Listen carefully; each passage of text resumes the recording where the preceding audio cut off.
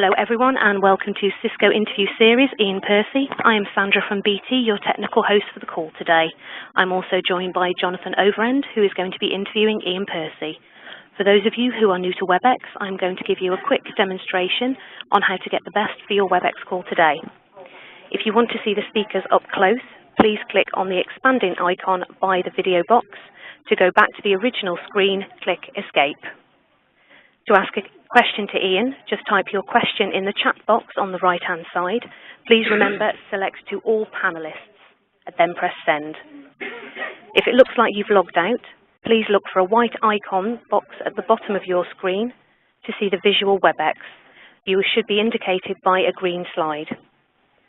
We're also going to run a couple of polls for you today during this event, so keep your eye open on the right hand of the screen. If your video does disappear, it will come back. Finally, for a chance to win a pair of Olympic tickets, you must stay online until the random prize draw at the end of the call. That's it from me. Enjoy the next 30 minutes. Jonathan, over to you. Thank you very much and good afternoon everybody. Welcome to this first interview in the Cisco Interview Series event featuring Olympic champion Iain Percy, who we'll be hearing from in a few moments' time. My name's Jonathan Overend. I'm currently en route to Heathrow Airport, where I'm flying off for the Australian Open Tennis, one of the first major sporting events of this Olympic year, of course, 2012. And throughout the year, we're going to be conducting these interviews to give you a fantastic insight into the preparations of some of the leading sportsmen. This is using Cisco WebEx and BT's online event solution. And as was mentioned, stay online for the next half an hour and we'll pick a participant at random who'll win tickets to the London Paralympic Games. And also over the next 30 minutes, we'll be learning about Iain Percy's journey to London 2012. We'll also have time for a Q&A session towards the end where Iain will be answering the top 5 questions as submitted to the Cisco London 2012 site. You can also type your own questions for Iain in the chat box to the right of the screen, sending to all panelists. So let's first of all check that Iain can hear us okay. Iain, how are you, sir? I'm good, thanks. Yeah, I can hear you loud and clear. And can you see me as well on our fantastic, luxurious blind? Yeah, I can. Marvellous, marvellous. And we'll see Iain in just a few moments. Just before we do, let's tell you what's making this webinar possible today. This is the first in the Cisco interview series about sports people's unique stories where fans get a chance to put questions to them directly. The technology that's making it happen is Cisco WebEx, powered by BT's online event solution. Our businesses already use WebEx for easier, more productive ways to connect and collaborate with anyone, anywhere, anytime. And if you like what you see today, you can take the WebEx free trial, which you'll be automatically diverted to once you leave this event. So stay on the line, have a chance of winning those Paralympic tickets. Feel free to ask any questions as we go along during the chat box.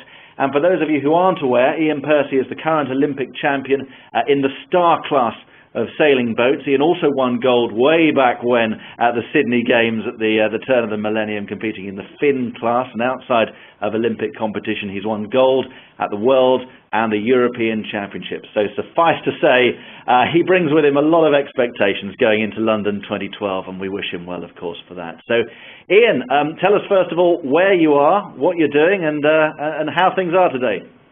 I'm here at the boat show at Excel, and yeah, just been enjoying the boat show. But in the mornings, I've been up at Lee Valley at the Athletic Centre trying to sort my back out after a bit of an unfortunate injury about a month ago in Perth at the World Championships. So is that a cause for concern, or is rehab going well? Well, it was a real cause for concern at the time. I mean, within a day or so, I was starting to worry much more about it not happening again. I was a couple of days face down on a bed and in a lot of pain, but soon I realised that was going to go. But the issue was it just couldn't happen. You can imagine it cannot happen in Weymouth for us, where our Olympics are in the summer. So a lot of rehab, and now the pain's of a different kind. It's the pain that the physios are inflicting on us with various positions they get me to get into. I'm basically getting into yoga and Pilates in my old age. So it's basically core strength and just basically strengthen everything up to avoid the risk of something happening again at the crucial time in the summer, yeah? Yeah, absolutely. As I say, I was, almost immediately, I was pretty fearful of that happening. But it's nice that it's something I think that all athletes do neglect too much. There's so many times the physios say to you, work on your core, protect your back, and you've never had the issue before, and you think, yeah, good one. And then when something like this happens, it's hit pretty hard, and I realise how right they are, and it's time for me to catch up. 15 years of not doing enough, of neglecting the physio, the stretching and the core, and going to work on it. But what's nice is actually that stuff is a real performance increaser too, and I'm hoping to be able to hike harder, which is as we suspend ourselves out the boat because of all the work that I've been doing. How much does that disrupt the sort of technical preparations in the boat that you need to go through before the Olympic Games, or do you feel that you're experienced, you know how to sail a boat, and that things will come together when you get fit again? It's not great. We've cancelled our first winter training session. We're down in the south of Spain in Cadiz, and we would be there. Now. We'd be doing this interview from the south of Spain, but I've had to cancel that and concentrate on the back and going now at the beginning of February. So that's frustrating because you really feel at this stage every day counts. I remember when we unveiled the 500 day to go clock in Trafalgar Square. I remember myself and Andrew, after we'd done that, talking about how much there was to go, and I, with horror, read in the newspaper yesterday there was 200 days to go, and I realised there's probably more things on the list now than there was at 500. So it's not great. It's not great missing a training session, but I'm pretty confident that we will have the time. But it's gonna, sailing days are long, but it's going to have to be 9-10 hour days every one from the moment we start. And Andrew, you mentioned Andrew Simpson, your crew, who was there in Beijing winning gold with you. Is he fit? Yeah, he's in good shape. Let's be honest, our coach calls us aging primates now, because apparently once you get over 35, you're into the kind of silverback territory. And I think we are at the point where our bodies are starting to let us know that it's not so great to suspend 100 kilos out from an edge of a boat, just from the back of the knees outboard, and it does put a huge strain on the body. Andrew sometimes gets some knee issues, but he's harder than me. He battles through. In fact, it was quite funny. This happened in my back in the 5th race of the World Championships. We were actually having a great event, which is a good thing. We were leading at that point the competition, and in this particular race we were having a good one. I went for a big pump on a wave, which is when we fan the sail to surf effectively. And my back just went on me, and there I was whimpering at the back of the boat. And he looked back and said to me, one of these days, your girlfriend will be having a baby, she'll be in a hell of a lot more pain than you, and she'll get to the end. Now, tough up and get on with it. And the farmer I started laughing, and that was real agony. And then I realised that probably had to call it a day, but no, he's a hard old man, old Andrew. Good advice, I think, there. In a way, the fact that this is the home Olympics, London 2012, and all the excitement, that's going to spur you on so much more, isn't it? That hopefully that will compensate for the injury situation. How confident are you that you can do the amazing feat of winning in 3 separate Olympic Games? We're very confident we can do it. We're going to be one of, I would say, 3 or 4 people who can win in our division. There's 3 or 4 people who are multiple gold medalists in our division. It's the boat that you can end up going to after winning in another class. So inevitably, a lot of these guys are previous champions in other divisions, like I was in the Finn. They're strong guys. They're not going to be people who will give us the medal, that's for sure. We are going to have to fight harder, work harder. We did in Beijing, and we will again every single day between now and the games start. We'll obsessively do absolutely everything we can. We do really put in the hours. There's no question. I think as you get older, that is something that happens more and more. You're just not willing to put it down to chance. I remember in 2000, the medal almost came a little easy for me. Was young and fit and strong, and ran away with the medal there. Went into 2004 thinking it was going to happen again, and learned really the hard way that there's a lot of work needs to go in. And ever since then, since I've been with Andrew in the Star, we've been pretty dedicated, and we will be the same now running in. So it will be like it was in China, but we will not leave one stone unturned, if you like, to try and do that. We're pretty obsessive in that way. Well, this is, of course, going to be happening down in Weymouth, so I suppose you're not going to see much of London at all, are you, during the games? No, well, actually, we finished after the first week. I've been involved in the last 4 games, and I've always been in the second week, so it's actually apart from Sydney. So it's going to be great to finish and be able to see some of the other sports. So I'm hoping to get up to London after our event, hopefully with a gong around my neck. But either way, just to enjoy the Olympics up in London. I'm based when I'm not in Weymouth up here near London Bridge, so it's going to be great to have an Olympics at home. But Weymouth's going to be a brilliant venue as well, and I really recommend anyone getting down there, because it's not just the great thing about sailing is our stadium's obviously the ocean. We're not limited by the number of seats. There are some good viewing platforms for the medal races, but there's also a load of other good vantage points around the Dorset coast. And the great thing about the Olympics, you can see on the pictures, there's massive Union Jack flags on all the British boats, so you'll be able to spot them from a long way away, and a lot of events going on. So I think people should take the time to get out of London too and visit some of the other sports, especially sailing, around the country. It is awkward, I suppose, because it is such a great spectacle, but as you say, can be so hard to see for the casual spectator. This question just in on the chat from Keith Humphreys. How does Iain feel about the wall being erected along the shoreline in Weymouth? Surely spectators deserve better. What do you think?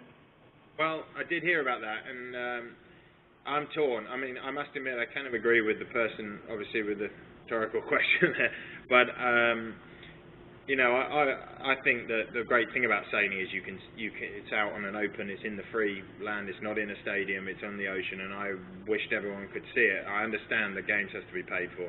I mean, it's going to be that, or it's going to be more of the taxpayers' money. So I understand the general principle of ticketing, fair enough, but for me, I must admit, I slightly agree. I liked all the last Olympics I've been at, the shores have been rammed with people. Everyone's been huddled into lots of great viewing platforms, especially in Sydney Harbour. You can imagine those who've been there. And I thought, as a sailor, that was absolutely great. I still think there are those opportunities in Weymouth, so I wouldn't say just because there's a wall in one part, it means that isn't available. But I understand the sentiment of the question. There's always a way, isn't there? People will find a way of seeing you at the moment of triumph, I'm sure. Let's move on, Iain, to talk about the role of technology in what you do, and particularly in the sport of sailing. You spend so much time on the water and on the road away from home. How much does technology play a role in your life? Well, in lots of different ways. I mean, particularly the boat itself. Our class is the one class within the Olympics which isn't one design. Most of the boats, you're given a boat, it's identical to everyone else. And for the rights or wrongs, ours is the biggest boat in the Olympics, and it's also the only boat where you're allowed to change things. There's tolerances on every measurable, but then very much like a Formula One car, a lot of design work goes in, a lot of technical manufacturing and engineering goes into every part of our boat, which you can therefore imagine the number of people that gets involved with designers and builders and us as sailors and coaches. And we have to get together and talk quite a lot about quite technical things. So the technology we've got today is a good example. It's going to be fantastic. You can start to share a drawing of a keel, for example, which we've been working on, and so people can go and look at the intricacies, zooming in and out. That kind of thing is very important to us, because inevitably the best people from any industry, and it's no different in sailing and design of sailing boats, are scattered around the world. We'll be speaking to someone. We've got one designer in Buenos Aires, one designer in Valencia, and lots in the UK, and so we're forever mixing and using online meeting facilities. But I must admit, my day-to-day experience with technology is more in the video analysis of our training, in the technical feedback of our sales. In the last 20 years, you can imagine the move on in technology generally, what we've seen within sport. Our sail shape is digitized every few seconds using cameras shooting up onto fluorescent stripes. We can in real time see the shape of our sail as every gust changes it. That's then shot back to the coach, who can also see it. So, like all sports, like all industries, technology is just changing the way we do things hugely. And I guess when you are away from home for such long periods of time, communications, just sort of family communications, basic stuff is so important as well. Yeah, I mean, I've probably spent the last 10 years 40 weeks away from home, and that's pretty tough on any friends or family. And it's great, yeah, to be able to use technology where you can actually see the person you're speaking to. Makes a big difference. Which gadgets would you say you couldn't do without? Yeah, video conferencing's on the list for that reason, and basically all the rest of it is our technical boat stuff. We have some really neat gadgets we've worked with some technical partners where we measure the rudder angle of the boat, the speeds of the boats, the leeway, and lots of this stuff, this kind of stuff that we've worked on really. It's a technology that we've developed, myself and Andrew developed with these people. That's something that we're pretty proud of, but it makes a big difference to our performance. So realistically, it's that we can't live without. So you personally have worked quite closely with the developers in actually getting that equipment just the way you want it. Yeah, absolutely. I mean, yeah, absolutely. I mean, it's quite a neat combination of software and hardware. You're having to measure different things on a boat, and you have to be quite inventive to think of the hardware, and then you need to have a very versatile software to take in all the different data streams. And then you've got to have good data analysis software. I mean, a lot of our debriefs nowadays, we're facing a screen with thousands of streams of graphs and data, very much like Formula One from a day sailing, and trying to bleed out the interesting bits of information, the stuff that teaches us something for the next day, teaches if we need to set the boat up differently, change the sail, or change the way we sail. And we're using that technology to improve us. It's been one of the biggest changes in our sport. And how recent is that change, Iain? Because I've got to confess, so much of that is fascinating insight to me, not really understanding the intricacies of your sport. How recent have those innovations been? Very, very recent. I'd say that we're probably one of the few people, we're probably the only people that do that in the Olympic world in sailing. The America's Cup, which I've been involved with, use a degree of data analysis. Obviously easier for them, a bigger boat, they can house some of this processing power that's required to make this happen. If you can imagine digitizing a 3D shape on a sail constantly, rolling every few seconds, huge amount of demand on processing. And so there's I would say it's recent to the point that we're developing it now. We've been using it for a year and a half, but I don't think anyone else is. Okay, just to remind everyone joining us on the call today, stay on the line. You can win a pair of tickets to the Paralympics if you're with us right till the end. And if you want to put anything to Iain, use the chat box as well. You've also been voting for your top questions in advance of this on the Cisco London 2012 website. And if you're ready, Iain, we've got the top 5 that have just been handed to me. So we'll kick off with this from Nigel Townley. What's the most desperate tactic you've used to get ahead of competitors? Well, I like to think that 99 times out of 100 we can start out and finish every race with the same tactics, which is to be a little bit faster and which allows you to sail conservatively and take low risk. That way you win series. What about the other little bit of the time? Yeah, the other little bit of the time is towards the end of the series, where the maths is just the fact that if you don't take a big risk when you're behind in a race and win that race, you're not going to win a series or a medal or whatever. And that happens quite a lot. Many times we've completely gone the other way to the opposition, and 9 times out of 10 that comes back, and that risk means that you have even worse a race because there's a lot of smart people going the other way. But there has been some occasions, and we all remember them. I remember a World Championships when we were 2 miles from any other competitor, and that's about as big as our race course ever is. You can hardly see them on the horizon, thinking that really we were about to be last by further than we could see, and the wind changed by something we hadn't predicted at all, and we came to win the race by miles. So sometimes it acts favourably. There's always that element of luck with nature, but generally, unfortunately for the sailors and the corps, it's about perfecting or getting as close to perfect in all the little things so it gets to a point where you don't need to take risks. And this from David MacArthur. You've talked about Weymouth quite a bit, but David is actually wondering how well you know the specific waters at Weymouth, and crucially, how important is that you're familiar with the water in which you're sailing? I mean, it is important. But one of the unfortunate things for us is every single one of our competitors has probably spent at least 200 days a year there for the last 4 years, and they know it pretty well as well. But learning a venue is a technical thing in itself, and how you do it, how you review each day, how you learn the lessons, log the lessons, is a big part of our sport. Things do repeat themselves. There's geographical effects on the wind that, given that direction again, you may be able to predict with some certainty. So the second part of the question is, it does make a big difference. How well do we know it? We got a long way to go. I feel that it's potentially a strength for us, but at the moment we haven't utilised that opportunity enough. We're going to have to spend a lot of time, and it really, with sailing and people, it's obvious, but it's only when the weather becomes relevant. So our event starts right at the end of July. It wouldn't make much difference us learning anything in January. It's a different kind of breeze. So as soon as we get to about May, when we're going to spend some time in Weymouth, that I couldn't agree more, is something we're really going to have to focus in on. And Aaron Osborne wants to ask you specifically about the weather, and he puts it in a nice way. Which weather conditions make you smile when you open the curtains on race day? Well, it's funny, because I've got a good story on that. We battled back in the last Olympics, and that was kind of how we are, me and Andrew. Every single day, we'll back each other up, and we'll give it our all regardless where we're coming, and because of that we fight back well often, and we got back into equal first, going into the medal race, which is our final race, double points.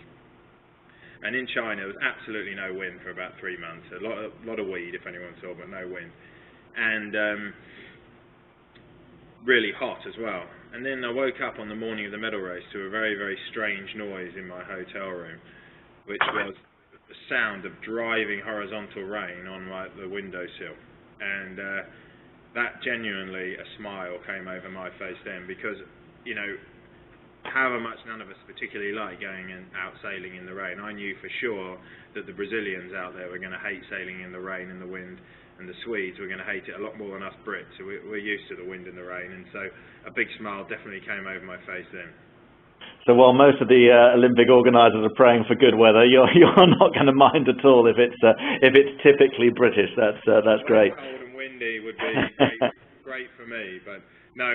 But on a serious note, I hope there is a bit of sun, because I want people to be out there and partying, enjoying the Olympics, because that's what we're going to do better than anyone else. Well, that's what you're going to do in the second week if you win gold, I'm sure. Simon asks, what is the most challenging Olympic sailing class? Now, I'm sure you'll probably say your own, the Stars, but I mean, technically, is there a huge difference, and that makes one more challenging than the other? I think that a lot of them have different. A lot of them have different challenges, and it's one of the great things about sailing. You're challenged on lots of different levels. The windsurfers, for example, it's a pure endurance sport. They're running a marathon every day with what they do. Their heart rate's max heart rate for their full 40-minute race, and they do 2 of them a day. Our boat is much more technical and tactical. It generally tends to be filled with a lot of champions, because people can only do that if they've come from another division.